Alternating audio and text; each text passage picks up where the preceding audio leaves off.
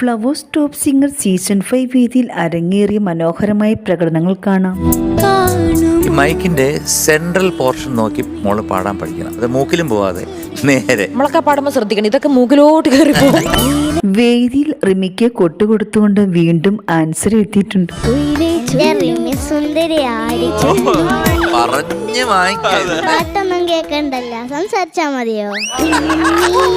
തുടർന്ന് മനോഹരമായ പ്രകടനമാണ് താരം കാഴ്ചവെക്കുന്നത്. കുട്ടിക്കുറുമ്പുമായി വേദിക കുട്ടി വേദി കളറാക്കി.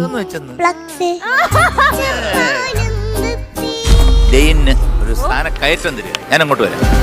നമ്മുടെ എവിടെയും പ്രിയങ്കരിയായ ആരാധ്യക്കുട്ടിക്ക് മിസ്റ്റി മോൾ എന്ന് വിളിക്കുന്നതാണ് ഇഷ്ടം. വിളിക്കുന്നതാണ് എനിക്കിഷ്ടം. ഒരു മുത്തശ്ശി പൊട്ടിട്ട് ചൊല്ലി ചുമ്മാ കിഴിച്ചിട്ടാങ്ക. വേദിയിൽ മനോഹര ഗാനവുമായി ശിവാനിക്കുട്ടി എത്തുന്നു. നല്ല ത്രോ ഉണ്ട്, നല്ല എനർജറ്റിക് ആയിട്ട് പാടും.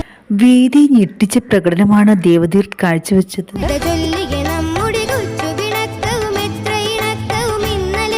ഒറ്റ ശ്വാസം എടുത്തുള്ളൂ, അങ്കിള് 3 ശ്വാസം. ഇതാണ് അതിന്റെ സത്യം. ആലാപന ശേഷം MG സാർ ഓടി വന്ന് കെട്ടിപ്പിടിച്ചാണ് ദേവദത്തിനെ പ്രോത്സാഹിപ്പിച്ചത്. രാഗവേദിയിൽ ഇന്നലെ 50ാം എപ്പിസോഡിലെ പ്രകടനങ്ങളാണ് അരങ്ങേറിയത്. തുടങ്ങിയിട്ട് 50 എപ്പിസോഡുകൾ. നിങ്ങളുടെ പ്രോത്സാഹനമാണ് ഞങ്ങളുടെ വിജയം. വേദിയിൽ ഏവരെയും ഞെട്ടിക്കുന്ന പ്രകടനങ്ങളാണ് താരങ്ങൾ കാഴ്ചവെച്ചത്.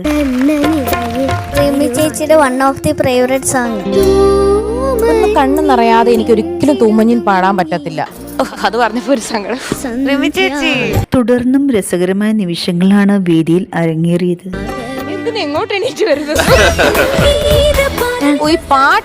കുട്ടിത്താരത്തിന് നൽകാൻ ഒരു ഗിഫ്റ്റുമായി MG സാർ വേദിയിൽ പുതുമ പോയിട്ടില്ല എന്നുള്ള വിലയറിഞ്ഞിട്ട് വല്ലതും കിട്ടിയോ?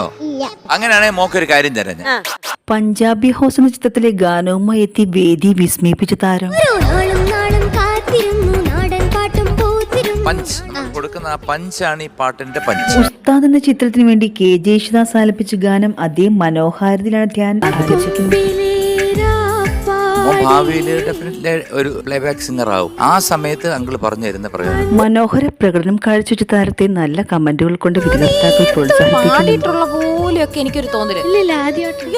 ഫ്ലവേഴ്സ് ടോപ്പ് സിംഗർ സീസൺ 5 വേദിയിൽ അരങ്ങേറുന്ന അതിമനോഹര നിമിഷത്തിനായി നാം ഏവർക്കും ആകാംക്ഷയോടെ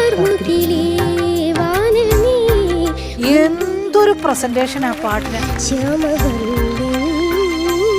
ഇത്രയും സംഗതികളൊക്കെ പെർഫെക്റ്റ് ആയിട്ട് പാടുമെന്ന് ഞാൻ സ്വപ്നത്തിൽ പോലും വിചാരിച്ചിരുന്നു.